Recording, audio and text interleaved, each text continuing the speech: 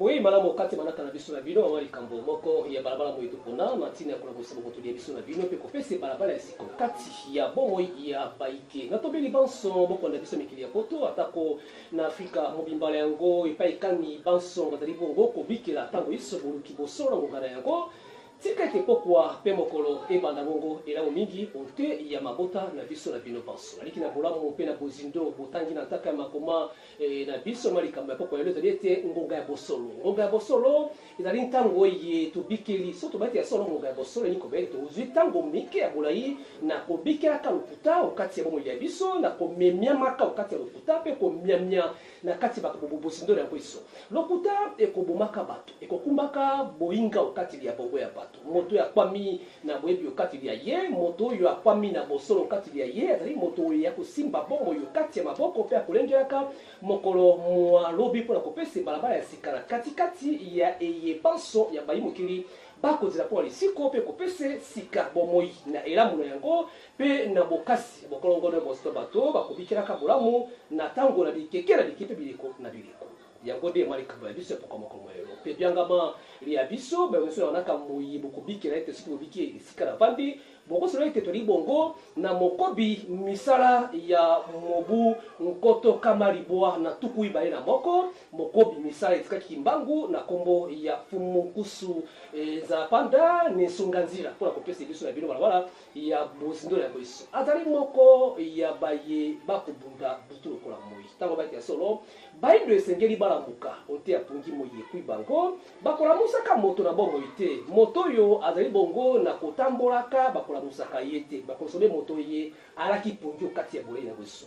moto ya kwami na kati ya pungi akobikelaka makambo ye kolekate o na bayi batela bongo na sia pungi te bakobikelaka akola mukamba la musi makambo masima alikaki mosala ya ye etumbali ya ye etindali ya ye ete moto moindo ajongela bomoto ya ye pe abikela mpifoli ya ye atelema ngwi lokola na litono ya ngomba pona kopesi balabala ya sika na mokili ekozelaka pe biso na bino ya solo Afrika ibongo mama na kati ya mokili kasi Afrika ekozela bola mokili yango na mama na yango mama ya Afrika ezali bongo Congo démocratique mabele ya ngai pe mabele na yo balokole boye motiami balabala bokute ngola biso na bino mituna na yo ekokoma pe biano ekozanga te kozongo okatikati ya bomo ya ngai na yo bwana biso na mokebi pensa pe kobungisa tango bokete na pene to pe na kobungisaka bongoli ya yo ezali bongo be mamarika na elikia na bomo ina biso pe makambo na iso fumu yenge matondo mingi ndeko molo poe longo pe na bandeko balandi baso bazolanda biso na ngonga oyo na kolinga yambo na tuna mituna na ngai oyo etindiete na beleme pene na yo mpo kamata tango ya bosolo pe ngonga ekoki mpo na bosolo liloba moko ya koloba na bandeko nyonso bakolanda yo mpona oyo etali bongo bakolanda biso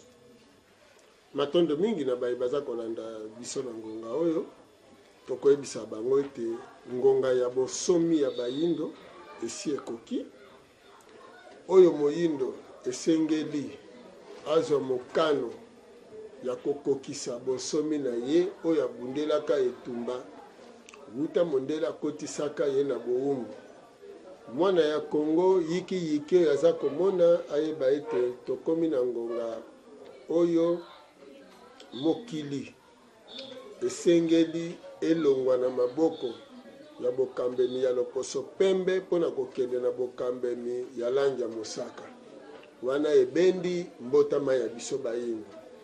na bobendaka mbotama ya biso bayindo na ngonga oyo bayindo baza na likambo ya kosala ezali obe ya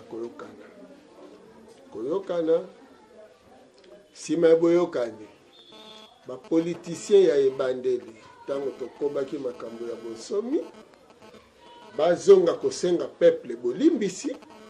nsima na yango tokangani biso banso toke koloba epai ya loposo pembe ete na ngonga oyo ezali ngonga oyo yo moko oyebi malamu ete obukaki mibeko ya bonsomi oyo toyokanaki biso na bino po ete biso tofutaki niongo na bino oyo tonyokolelaka bakoko na bino na mibu 4,3 tosilisaki bongo bakisa mibu 4 ya nzela na bino ya bozongi wana ntango tokomaki na mibu toyokokama libwa na 19 wana ezalaki lokola esika tosukiselaki biso na bino totiaka mokolo na lokasa oyo lokasa oyo eza lokasa ya makambo pamba te ezali boyokani kati na Belgique gouvernement belge pe Congo bayokani ete Congo akoti na bonsomi le 30 juin 1960 ezala ya ye Congo ezala na molongo mobimba kasi boni kino lelo yo mabele ya Congo ezala na bokambemi ya bapaya bomoi ya bakongole ezala ntango nyonso na maboko ya loposo pembe nde wana eza kosenga lelo biso na bamindele tovanda esika moko tolobela makambo oyo niongo ya 50 ya mibu oyo mondele abuki mobeko aboyi kotosa lokasa oyo ye moko atiaki mokoloto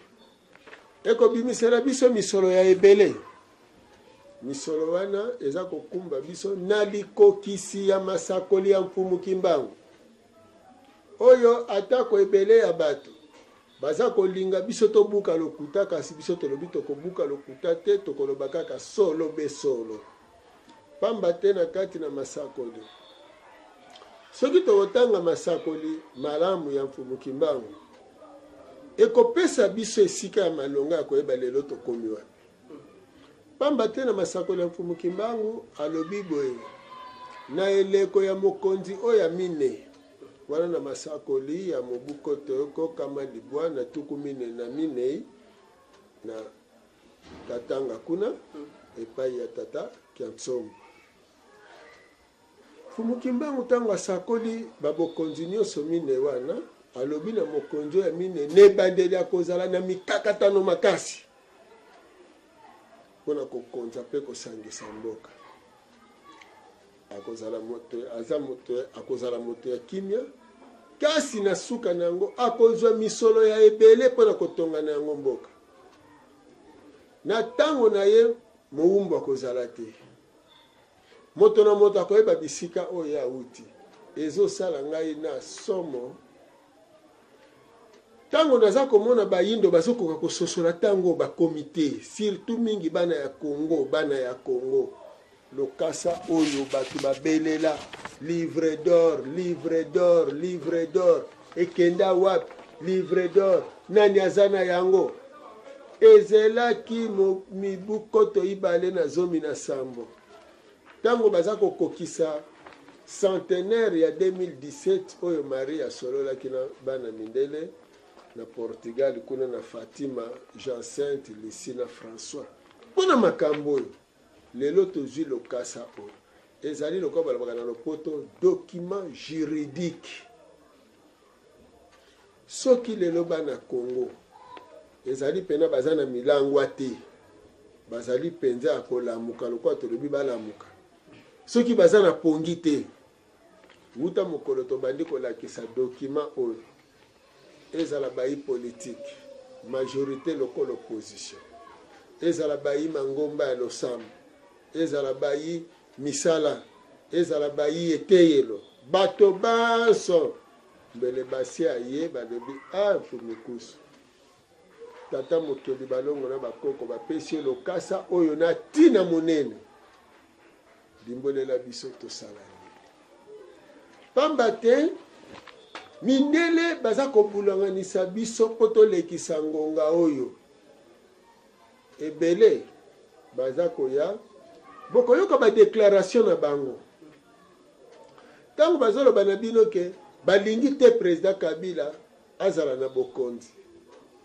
na ntango ya bino botuna bango mpona nini boboyi ye soki eza mpona nzala o peuple azoyoka nzala peuple tokoli na pasi président Kabila te muta ye na nzala tambola na Barumbu tambola na commune de Kinshasa tambola na Lingwala na Kasavubu na Ngiringiri na commune ya Selembao commune ya Makala na ibite bandaku nyonso ezali kolakisa bobola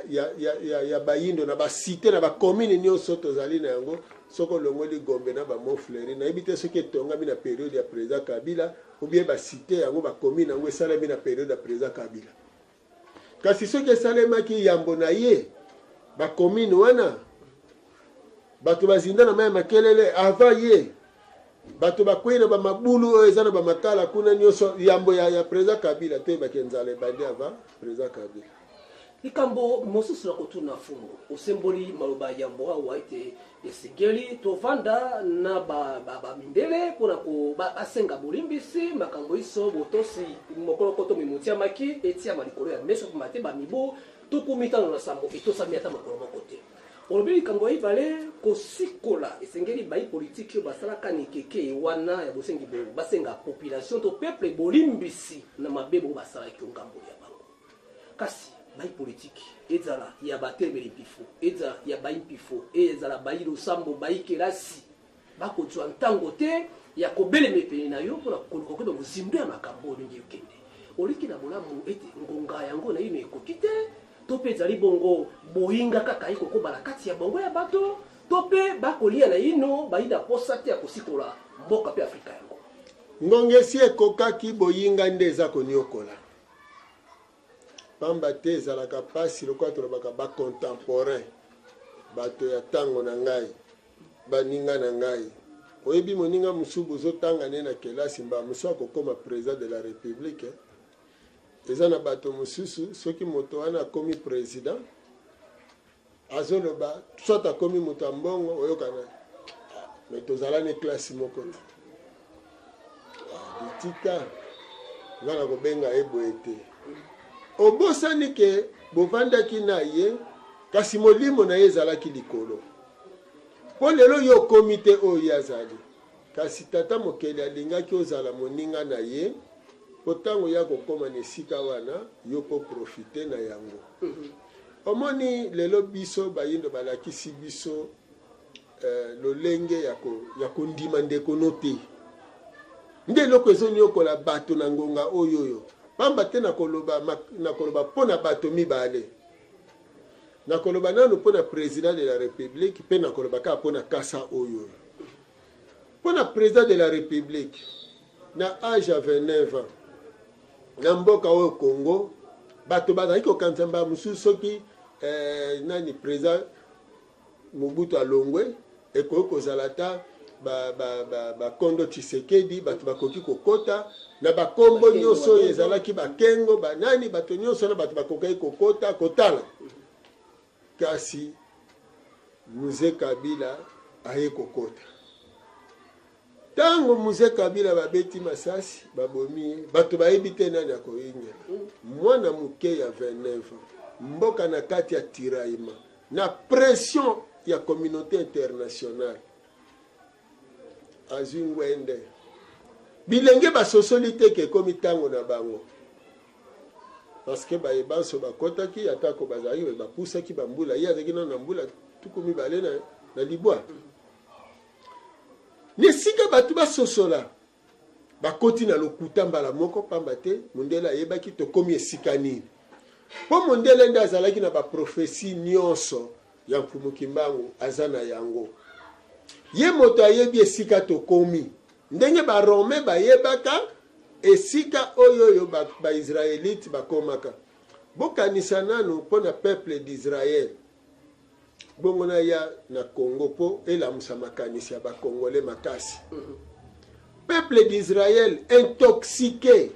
na bagrand sacrificateur oyo bazalaki na service ya Rome bosala ngele bayibozola na ngai na ngonga oyo barome oyoyo baintoxiqué batravaille peuple israélite mobikisi ya baisraélite Yesu Emmanuel na bango batie ye liboso ya muyibi batie bango mibale na moyibi na mobikisi ya Israel. Bino bana Israel bolingi batika nani baboma nani? Baponi batika moyibi baboma mobikisi na bango. Nini esalaki bango? Ignorance. Est-ce que ba Romain l'air babimisaka moyibi wana Jésus Barabas bayebaki tete Yesu nde Emmanuel bazalaki koluka? Mais même na tango ya nani ya Herode balukaki mobikisi ya Bayuda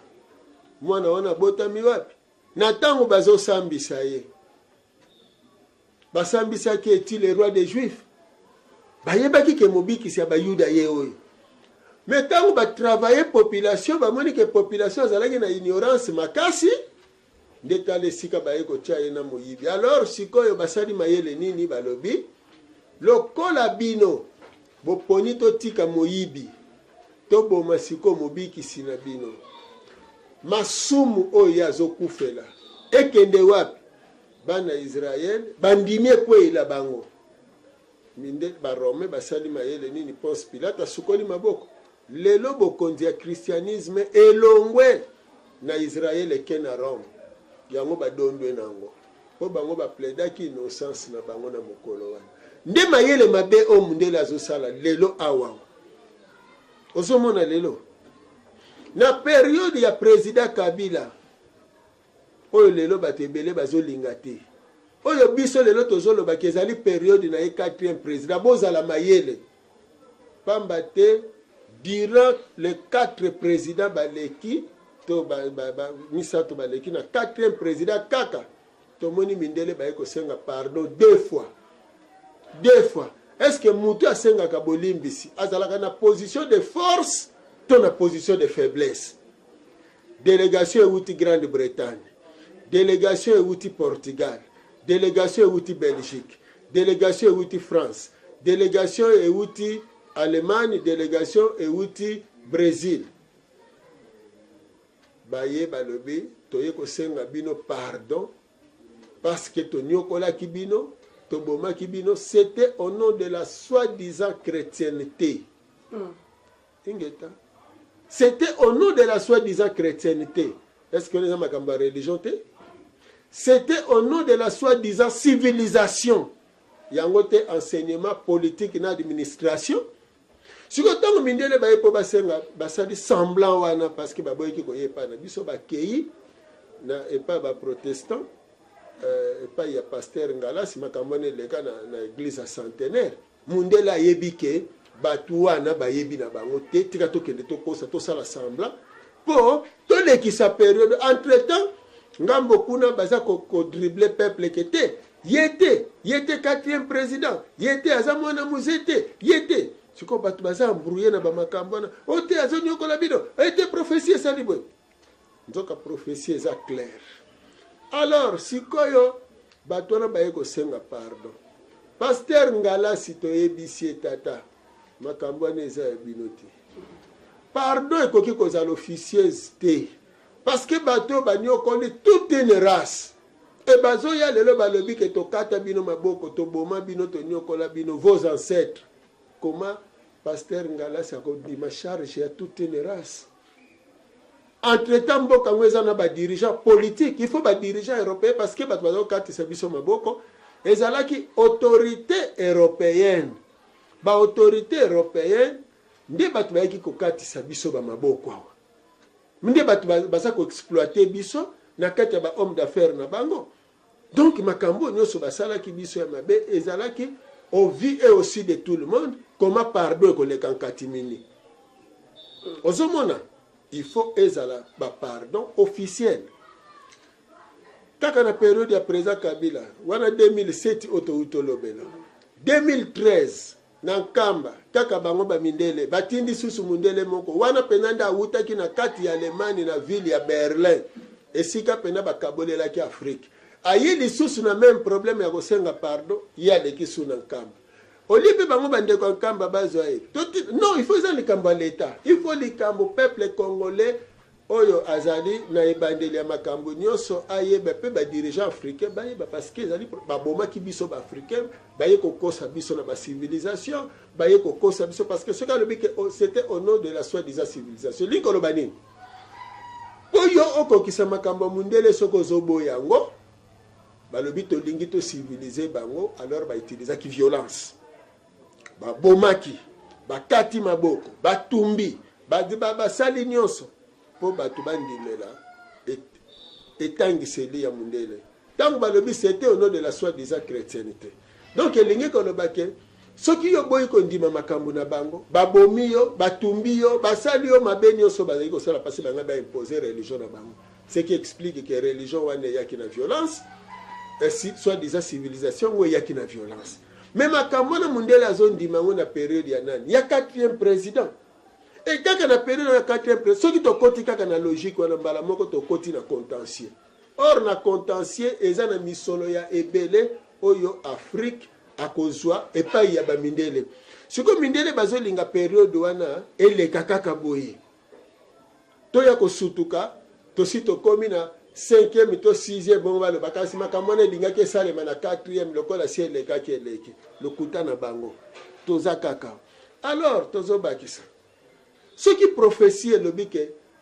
na ebandeli 4e président akozala na mikakatano makasi nayebi te soki tata na bino aza na mikakatano makasi kimia ekozala na ndako na bino ekozala te parce que tata na bino aza na mikakatano soki président de la république alobi ke naza même pas na 15 personnes soki nazalaki ata na 7 est ce que bozomona te ke likambo azolinga kokisa azozanga bato bakokokisela ye yango ozomona sikoyo kaka na periode yango mikakatano ya baguerre ya banyonso tozovivre lelo impayement ya bafonctionnaire bato bazolela nango mais na ntango mindele balingaki balongola Mobutu le même makambo paiement ya bafonctionnaire bokende kotuna bajan ya OCPT ya poste l'air wana botuna bango na période ya Mobutu bokende na mama yemo botuna ba docteur ceux qui basalaki grève te na période ya Mobutu ba grève oyo bazosala lelo ozomona nyonso esalamaki na période bangai babenga na Mobutu e botuna ceux qui implication ya église catholique kozala na ngambo ya opposition kozala anti Mobutu ceux qui esalamaki te na période bangai babenga na Mobutu ozomona il faut que la mémoire na bino ezala trop fraîche pona koyeba ke nyonso etozosala o ezosalema lelo e utaki nango kosalema na période ya deuxième république est-ce que tango balukaki kolongola Mobutu tango balongoli Mobutu sikoyo balukaki bolamu na biso soki totali politique ya Mzee Kabila oyo alingaki même recrit afuta ma $100 fonctionnaire akoma tina ba 500 soki na bakombe na ba $1000 ba docteur batunyonso tokota na babilanga na nini asukaki wapi baweli babomi osomona siko koma bokoki koyeba teke na période oyo tozali toza na lion na biso toza banyama na kati na zamba lelo bachasseur bauti libanda bazoya baluka babomela biso lion biso pe na kati tozondima baboma lion na biso mais erreur monumentale parce que soki lion lelo akufi bantilope bakomi bapassoir yo mona wapi chasseur akoti na zamba akuti 500 antilope na lion moko bongo abandane koboma bantilope atika lion ezalaka te akosatake na lion po soki abomi lion intérêt mais lelo yebisa bantilope kaka ke lion aliaka bino soki ayebisi antilope soki oyebisi bantilope ke lion aliaka bino oyebi bantilope bakoyanola nini balobi lion nde mobateli na biso parce que lelo lion na ndenge avandelaka na banyama ata toke na parke ya Virunga tokokuta lion azobatela banyama mais mutu soki akoti akoboma lion na lolenge wana po yazwa bantilope asakana na bango alors soki lelo lion soki chasseur atalisi munduki na ngambo ya bantilope lion akotika ye to akoyela ye lion akoyela ye akoluka boma ye akoluka kanga ye na l'air wana lion azosala défense ya banani ya lion to ya bantilope na zamba ezali omari kambo epai nepai bandeko kwanda biso na angele pesa balomero watu balokole motia makawana benga tuna motuna okozanga bierote na ngambo ya ngai na yo fumu longonya mingi pambate mayo kobimisaka ekopesaka mbala mosusu bobangi ekopesaka mawa ekotungisaka te mari ya ngai kasi sango pe kotambola ozali moto moko ya kobundela mboka boye akobundela mbula matari ya mboka na ye akobundela mokonzi ya mboka epai nepai sango na yo mpe etamboli balobi bato esi okamati ya yo mpe miteni ya mosolo ozwi mbongo mingi oyo ekosunga yo mpona koteya bato bolamu ya gouvernement ya mboka na biso bolamu ya mokonzi ya mboka pamba te moto moko te akovanda na etando akende kobundela aloba makambo eza koloba bana ngai bosolo na yi bongo moko na yo okamati ya yo eteni esi ozwi yango nde kosala yo boye to mpe ezali likambo kaka ya pasi ya bayindo ndenge tekola kosala matondo mingi nzambe mpe azwaki avocat pa président Kabila po abimisisa biso papier abimisela biso papier oyo botuna siko président Kabila pesa nzambe combien po lokasa oyo mbula na mbula bato baluka yango eya komonana mpo na nini apesi yango epai ya mfumukusu po mfumukusu alakisa yango na baninga ne bakongole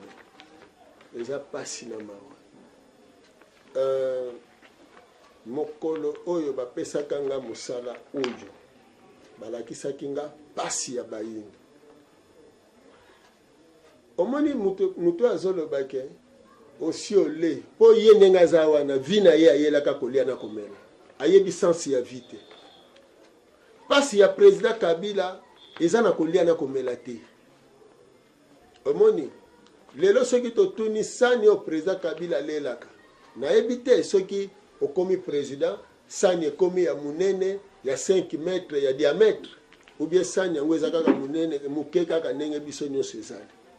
nzungu ya président nayebi te soki ezalaka munene boye oyebi ke eza na mikolo mosusu président azwaka pena na ntango ya kolia te nini ekoniokola président Kabila eza kolia na komela te oyo bato bazokanisa eza ki président na ye eloko oyo azolinga asala na mboka na ye bazopekise yango wana nde moniokoli oyo aza nango oyo alobelaki ke naza même pas na 15 personnes soki nazalaki na 7 ozomona aza koluka bato bakolia ne mpakasa te me azoluka bato bakosala ne mosala soki lelo moto akolobake olembongo parce que motu wana susi na ye ezali akende pa président Kabila apesa ye mbongo me nalobi bato ya majorité po bango motu baza mpe na gouvernement ezala bato ya opposition oyo mpe bakomi lelo na ngambo ya président Kabila bazolia yango balobelaka ndenge nga nalobelaka baexplikaka nga na explikaka ozomona teke eza na différence makasi ngai nazolimbola mpo na bayindo basosola un président de la république azali nani par rapport ya bomoi na bino lobi ekozala yo moto kokota soki lelo yo koremplace président Kabila mais okuti kiti wana eza na maboko ya mundele se kokoservir kaka mundele voilà komba ya mfumukusu place ezali il faut kiti wana ezala libre et non vide parce qu'il faut bosala bokeseni entre vide na libre na ntango ya président Kabila lokola prophétie ezolobaki akotika esclave ti awa parce que nabisa bino ndakisa ya bato mibale moko président Kabila moko biso mfumukusu kombo na nga Tshako abotaka na bowumbu te yango nomoni nazo défendre souveraineté ya bayindo e bonsomi wana oyo nazo défendre kobanda na président Kabila na gouvernement na opposition na mutu nyonso na professeur na fonctionnaire na munga tina petit peuple oyo atekisaka makala oyo atimolaka zelo oyo atekisaka nguba oyo asalaka bilanga oyo atelemaka na bakwe kosenga bato nyonso wana bango wana tozo défendre au nom de la souveraineté oyo tozo brandir nango document oyo mundela yaki kosengela pardon matondo mingi alors bolimbisi bato oyo yokaka wana bazolobaki alembongo eza bato mitema mabe badingi bolamu ya bakongole te badingi te bakongole bajouer rôle na bango parce que lelo soki mfumukusu atamboli na motuka na tuni bato nyonso do na mokili na Kongo ya bato baza na mituka te kaka bo bazwi mbongo président Kabila nde bato bazosomba mituka yango wana mpo mfumu nkusu atambola na motuka afo ezala mbongo ya président Kabila. Quel niveau ya ignorance mpe ya kimotema mabe bato basomba mituka ngai atambola na motuka yambo président Kabila koma président osomona. Donc eza en faux parce que bango bakoki koloba vérité te omoni bango baza mbeli ya minu mibale soki na ntongo afingi président Kabila na après-midi président Kabila apesi ye mbongo alobi discours ya malamu mpona ye ngai te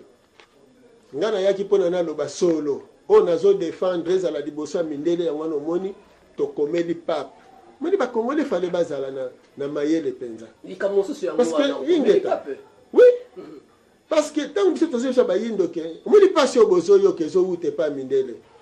mpona toconvaincre bango bayindo yango tokomeli pape chef spirituel ya religion chrétienne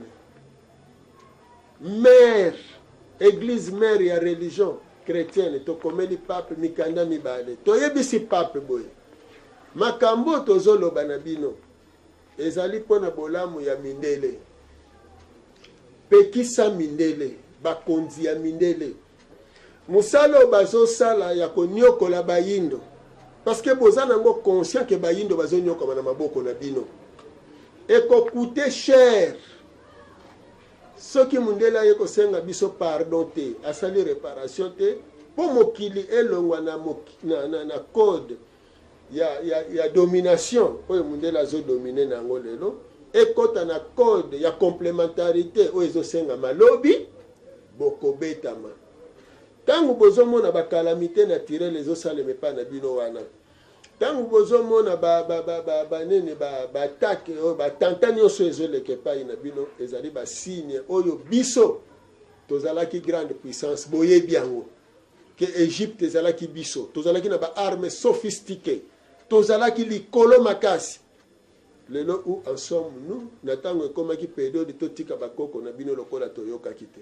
edoki makambo wana tokomeli pape tokomeli tous les dirigeants européens y compris États-Unis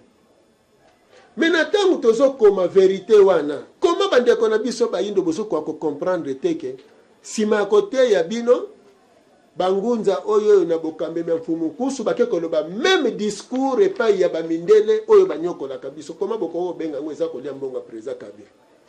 na kolingana pesa yo tango nalakisa yo malingi moko oyo eza koleka na etando otala yango mpe na kozala posa ya réaction ndenge bayi bango lokota bakolobaka na yo ozala posa ya makanisima yo na malingi oyo tokolanda elongo na ngai na yo bandeko tolanda yango na bokebi iso mpenza mpe nsima na yango yo na kati ya ndako okopesa biso bosolo na yo mpe tokomata makanisi ya bozindo ya mfumu kusu ezali bongo mamalika.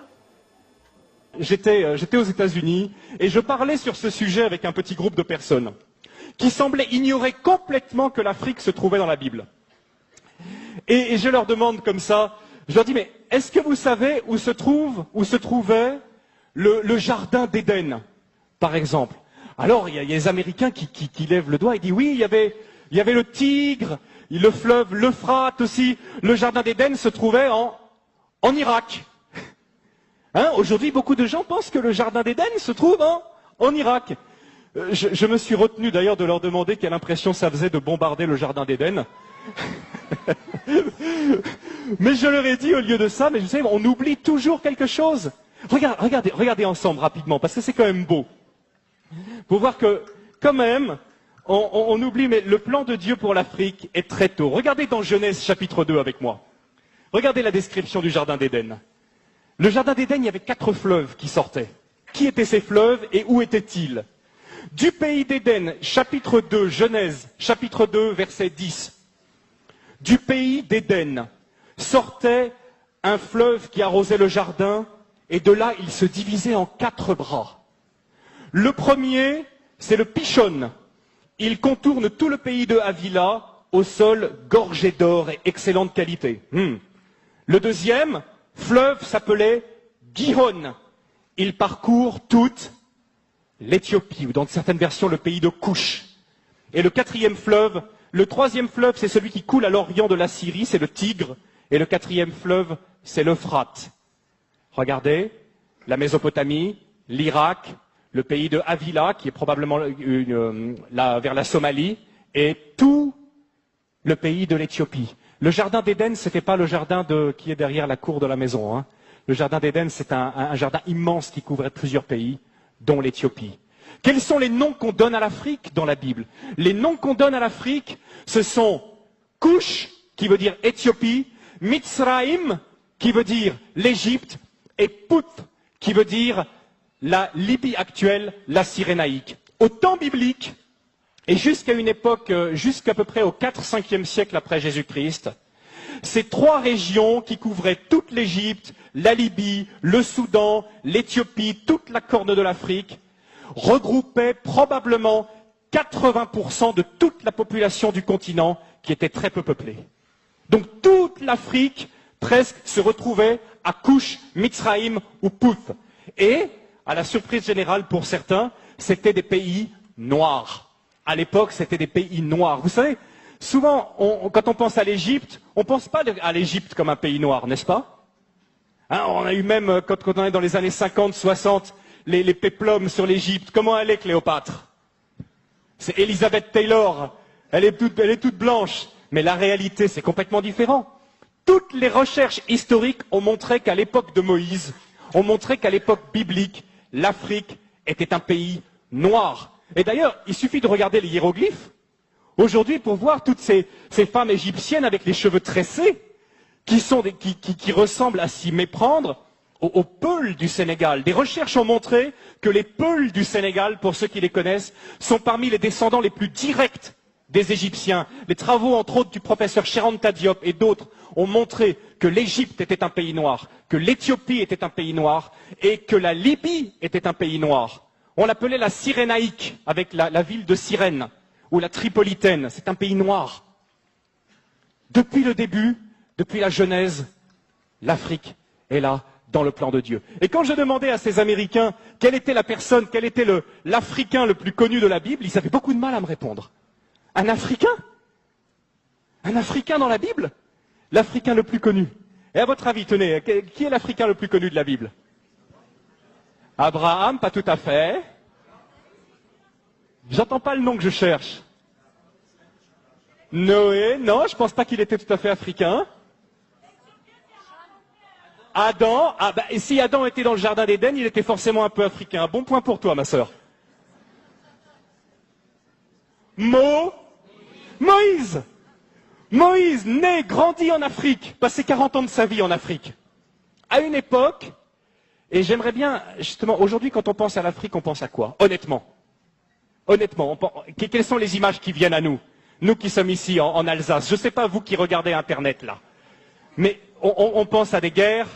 on pense à des catastrophes, on pense à des famines, on pense à des ennuis sociaux. Voilà les premières images qui nous viennent lorsqu'on pense à l'Afrique. À l'époque de Moïse et au temps biblique, l'Afrique, c'était pas du tout ça. D'abord, l'Égypte était la première puissance économique du monde. Est-ce que vous savez que pendant plus de 1000 ans, c'est l'Égypte qui a nourri tout le bassin méditerranéen par son blé? L'Égypte possède un cadeau de Dieu extraordinaire qui s'appelle le Nil, qui est probablement le fleuve le plus extraordinaire du monde, un fleuve qui vient du lac Victoria au Kenya, qui coule dans un delta. Ce sont qui donnent la possibilité de faire du jardinage de façon extraordinaire. Le Nil, c'est un cadeau de Dieu. Le Nil, c'est ce qui permet à l'Égypte d'avoir toujours été riche. Et quelque chose de très intéressant aussi, ce sont les Égyptiens qui ont inventé le jardinage. Les pastèques que nous mangeons en été, ce sont les Égyptiens qui l'ont cultivé les premiers. À l'époque, l'Égypte était la première puissance économique du monde. Aujourd'hui, l'Afrique est la dernière puissance économique en tant que continent. Mais il n'en a pas toujours été de même. Ce qui se passe aussi, c'est que l'Afrique était la première puissance militaire à l'époque. Si jamais, l'armée de Pharaon, l'armée éthiopienne, tenez, quelle est la plus grande armée qui est mentionnée dans l'Ancien Testament? C'est quelle armée?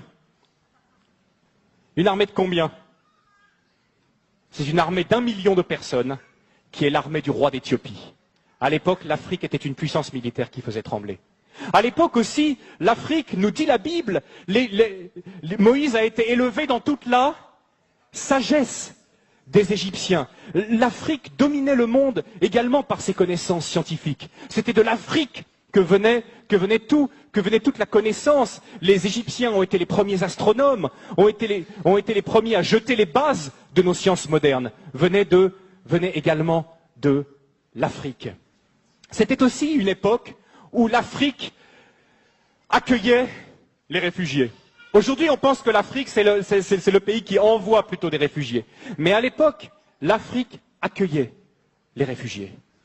Est-ce que lorsque vous lisez la Genèse, lorsque vous lisez même à peu près tout l'Ancien Testament, vous voyez que toujours le peuple de Dieu a été tenté et l'a fait à certains moments d'aller se réfugier en Égypte, en Afrique. C'est là qu'ils trouvaient le repos. Et le Seigneur a dû leur apprendre difficilement au travers de toute l'Exode à ne plus compter sur cette grande puissance mondiale.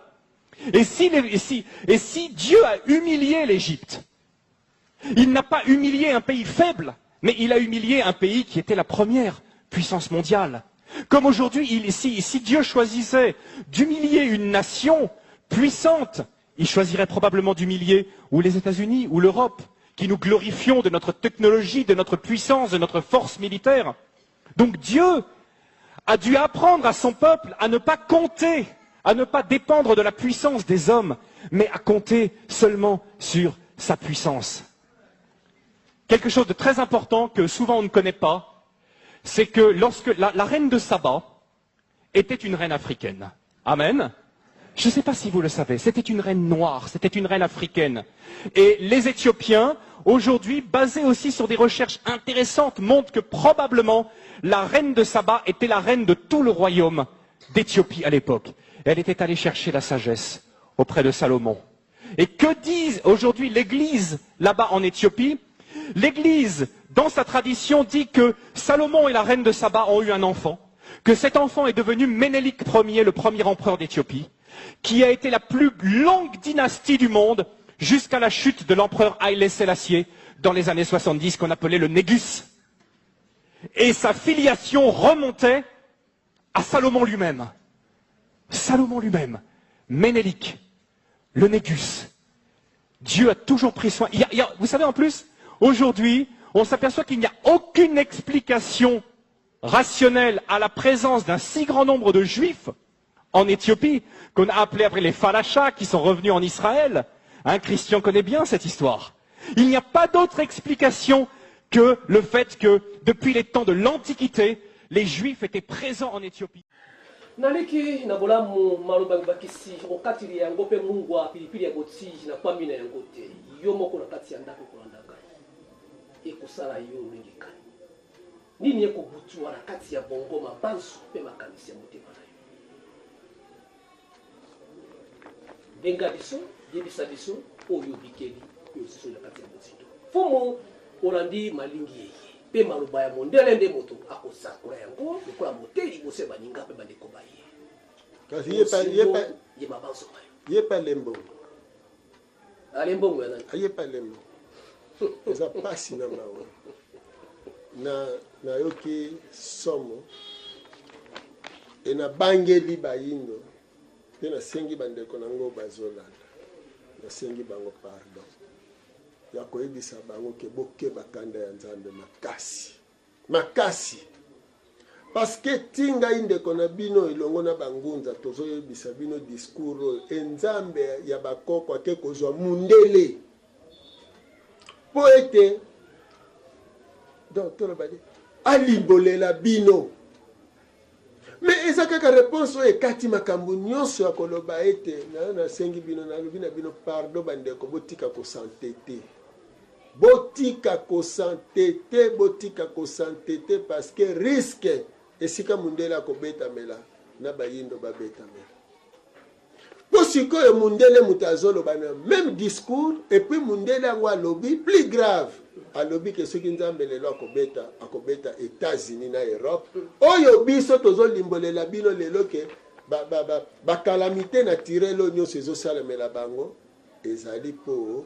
baza konyokola biso bayindo totyango sur document mikanda totindeli bamindele bandeko na ngai bamikanda oyo totindeli bamindele totindeli ba dirigeant européen o mukanda papo totindeli ba dirigeant européen bango nyonso tobangi bango te tokomi mukanda topesi bandeko na poto bazokabola kuna na poto tokomeli Macron bino bozozwa ba na tango ezosenga réconciliation na Congo pe na Afrique bino bozozwa bandeko mususu ya ba Congolais kuna na mikili ya poto boza ko intoxiquer bango pona ko tia désordre na Congo oyo bino boyebi ke lelo eza période ya réconciliation kasi boyeba malamu ezali mandoki ya Afrique te ekobunda na Europe po toza nango te me boyeba malamu ke kolela na biso na makila oyo esopana na Afrique yango nde ekobeta bino tango ndeko na bino bazwi courage ya kosolola na mindele ndenge wana lelo mundele ye wana alobi siko bopositionne ye ozomona na kobanza na bino bapanzi sango nga na kosenga bosala large diffusion ya élément oyo pamba te toza na période moko ezali grave très grave mindele pai bazosenga pardon mindele pai bazolimbola na bandeko na bango awa na Afrique même discours oyo yeli biso bangunza pona to limbola na bandeko na biso na kobanza bolongwa na ba sentiment ya mabe oyo bakotisa bino que ça soit na côté religion na politique to na science bondimela quand même que toye na bosolo oyo kobikisa bino siko mundele wana susu totuni bino est-ce que ezali vutuka moko topakoli ye couleur ou bien eza ndenge nini ou bien bondimi te kaza pena mundele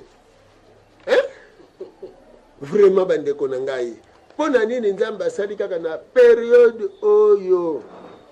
bazwa mundele aya korenchérir makambo biso tozoloba aexplike mpe bino ke Afrique pharaonique ezalaki Afrique ya bayindo oyo tozoyebisa bino butu moi ke biso bayindo tonyokolaki mindele yango tozofuta nyongo esilaki na 1921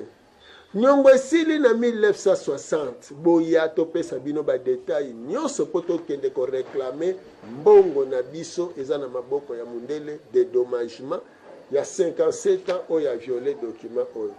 na kobanza bajuriste bino bato bozoloba bino nyonso boza komilela na bempayement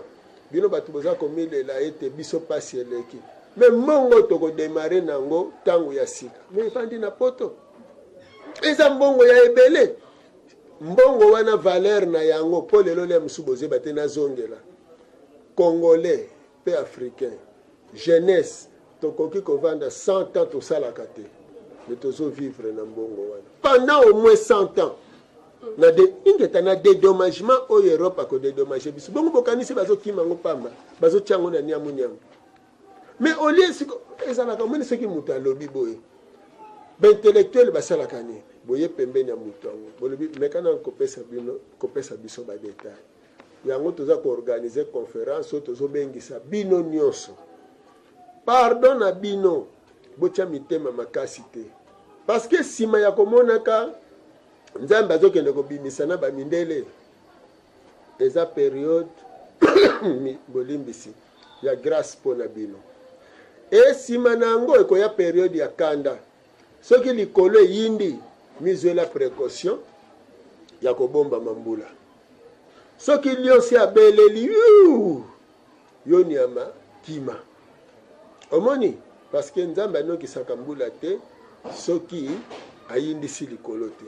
na bomonaka makambo ya boyeke nzambe azosala tik akende kolata na bamindele abimisa ntina badokima lokola boye apesa biso bokasi ya kokomela na bamindele na Vatican. En tout cas ndeko nanga quelle que soit appartenance religieuse na yo ou politique na yo ou bien intellectuelle na yo sala makasi o se racheter ozonga nanu na boyindo na yo oloba nini onga nazomona na periode onga nazali pe na prêter attention na yango mpona na lupe occasion te matondo mingi bandeko balandi epai na epai tokomi mpenza tokende na mokambo lokola biso na bino fumu ya mokambo ali na yo mpenza tobikeli makambo iso bandeko benga balimeo ali ya telemi wana okozanga te biyano okozanga te biyano manaka moye tokokombaka yango tokolandisaka yango bosengo babino eya tokokomba mpe na kokoto kati ya bozindo ya kobimisa bwania mpe bozindo ya boyebi boye okatikati ya bandako mpe boboyebwa biso na bino fumu baka yo ya mbotokota mobu oyo tokwami na yango tosukisaka mobu ya nkoto ibaye na zomi na motoba ilongo na yo olobaka eloko moko ete mobu oyo tokokota ya 2017 ezali mobu ekoleka te ezali mobu oyo soki mondele asali makasi te etali ye olingi ekoleka makambo iso le 31 décembre natunaka yo fumu bai politiki balobi boye opesaka biyano bisakoli na yo ekokisamaki mpe tobikelaki oyo elekaki na kati ya bai politiki moko tokomi kosukisa oyo obema banzo moko ekobula kati ya minoko ya bato koto oyo kobeta kelelo mpona kolamusa mpe kotelemisa mondele na bai politiki kasi yambo mobu oyo esila okolwa ndeko bai politiki ya Congo nini bakolanda yo mpe maloba epai ya banguza pamba te bondongwani potopoto mpe kokoto ngambo ya eteni wana basi balobi ete eke moko ekoya pongi ekolata bato mikolo misato ntango balamuki boye mokili ebongwani roi d'hiver kovanda na kiti makambo kilikili potopoto okatili ya bango nakosenga maloba mayo na bandeko bakolanda biso ya bosemboli mpe kosimba baye ya kobikela bolamu ya Afrika ya mobu koto ebai na tsomi na mwambe ebele matondo mingi tokolika ete eloko tokoloba na bandeko na biso 2017 oyo ezali centenaire ya 1917 ezali mobu ya makambo ebele bolekisa yango te na boyinga kasi bosala makasi pamba te lokwa tolobaki tokobongola maloba na biso te soki mondele aprofite te na 2017 oyo mpona kosenga moto moindo bolimbisi soki tomikoteli na 2018 ata soki basali yango na 2018 to 19 to 20 ekozala trop tard mpona bango à moins que avant tosilisa 2017 basala signe ya makasi lokwa ndenge tomoni babandi desordre elingi ezala baye bapeze mwa moke bayoka soni te basala makasi mpo ata na ebandele mais sino te soki kaka esi eleki 2018 babandi bango mpe kokota na mikakatano ya kosakana te oyo ekokende kosuka kaka na 3e guerre mondiale 3e guerre mondiale quelle que soit forme nango ekozalela tina na yango ezali destruction totale ya Europe ezinda pona ebunga baeuropéen basila ngala nyonso complètement Asie amata renaissance africaine mindele baza conscient nango yango wana bafungoli babourse ebele mpona kobenda bayindo ebele na kana bango baprovoke exode ya makasi ya bayindo mpo bautilize bango comme bouclier et protéger bango do bayindo baprotege bango na kanda ya tata mokele metolobi ya nzambe ntango eyaka na yo moto osalaki erreur okendeki parce que message ozoyoka kanda ya nzambe ezalaka oyokaki te soki oyokaki te mais soki oyokaki sala ngele yango tolobi na bayindo na mindele tozala mayele biso tosakoli tolobi boye mindele boprofite bosenga pardon mikanda bozwi boya toyokana po tokota na monde ya complémentarité balo eza na kana bango ndenge mpe tokomeli bango na kati ya mikanda balo eza na kana bango baponi nini complémentarité ou domination soki baponi complémentarité baye basengi pardon toyokani tokoti na dédommagement tata mokedi akoatenue souffrance ya mindele mais soki baponi domination po bango bazala domine mindoki oyo ekopanza occident na ngongo tozosolola eza na orient babosana te ke baza na likambo mobimba ya ile ya Hiroshima na Nagasaki e soki eo wana ezali na oyo baza nango na ba Moyen Orient na ndenge batutisa peuple ya Orient mitu na pasi nyonso ya 5 siècle banyokoli biso bayindo tina lelo Occident aza na esika akobombamela te aza na esika akobikela te soki ekozala kaka ye pa comme esclave te ye pe anguluma azanga mabele ya kovanda akende konyokwama koleka kutu parce que Occident na ndenge akonyokwamela 16 générations fois 3 nde kosala pasi ya Occident qui vaut 1600 ans fois 3 tozoloba ngo lelo bato bazomona ngo lokola blague mais na même document tokomelaki mindele ke esalemaka spontanément te ke olali kaka bolamuki taka progressivement ndenge tozolala tozolamuka tozokende nde na koprofite koyebisa na bandeko na nga lere mosusu mpe na ntango bolobaki ke o mikolo misato ya molili bato balamuki na ntongo boye soki roi divin avandi fo boyeba kointerprete message molili veut dire liwa liwa makile sopani bato babomani ya somo parce que balobi même koya ya roi wana roi divin kozala trop meurtrière hein? Arrivé na ye ekobomisa bato ebele parce que nini ekosala soki bato bakozanga koyoka message oyo ndenge tozopesa kasi nzambe akokoma na kanda akolinga aimpose sikoyo volonté na ye omoni mundele fala libere biso ntango ayokaki te le 4 janvier amonaki maye amonaki donc ndenge wana tozoloba na bandeko na biso lisusu tozokontinue bandeko na ngai bobanga kanda ya nzambe parce que ntango nzambe apesi document oyo moto azobimisa yango nkombo na ye chaku donc nkusu oyo abotaka na bowumbu te ozomona sikoyo azolimbolelaka bino mayebo sengeli boyeba azoyebisa bino ntango mundele asengi pardon tokoti na contentieux est-ce que esclavagiser biso lisusu na bandi te soki tozwi kaka message wana tozwi parce que totindelaki pape même nini bavideo wana tolobi mais soki biso makambo tozoloba le mosu bongi bosala sambla mais yango bosalaki na 2007 awa totindi na video me bandeko na ngai nayebi te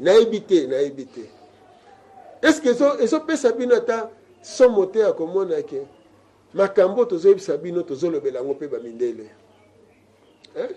esika nini bokolobake toleli mbongo soki eza mpona pasi na bino te oyo balakisaki biso oyo batindela biso to ya kobundela oyo tozolimbolela bino na même bato bazoloba lobi bazalaki malamu tolobi mpona gratana na mikate omoni me mokolo okotala malamu esclavagisme colonisation na néocolonialisme wapi période okosepela nango eza te souffrance égale souffrance toujours tozokontinue na souffrance ti wapi sorti nini ya niongo etikali tofuti te pa mundele ya bambula nyonso esila ya liwa sorti nyonso ya liwa mundele abomela biso ya pasi sorti nyonso ya bapasi tomona yango totikali na niongo ne ata moko te yango wana bayindo boyeba eza eleko oyo mundele andima kosenga pardon soki andimi te akobeta matina niveau moko ya kosakana te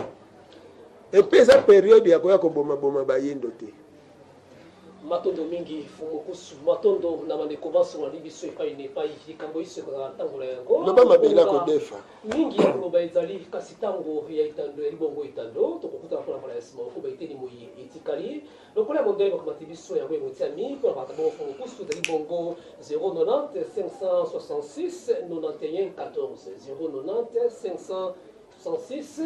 91 14 okamati fumokusu mpe etikali wana okamati ya goyo ya biso na bino matondo mingi na bayebanso ya kimoko na biso epai na epai matondo mingi na angele mpe mopeke mpe na biso tika ete ya solo tata mokili abatela biso na bino soko pema mpe ntango ekopesamela tokutani mpona eyenge ekoya ezalaki kaka nde mamalika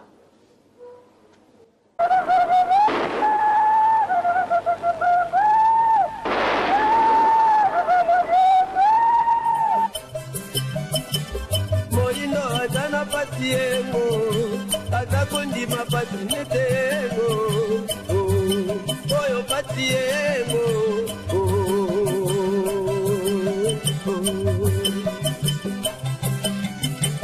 moindo ajana patiengo,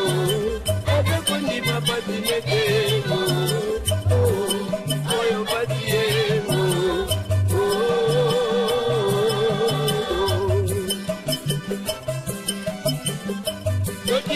leki kolobango ebabiniye na batango badiagre nyoto yengo nyotela kaka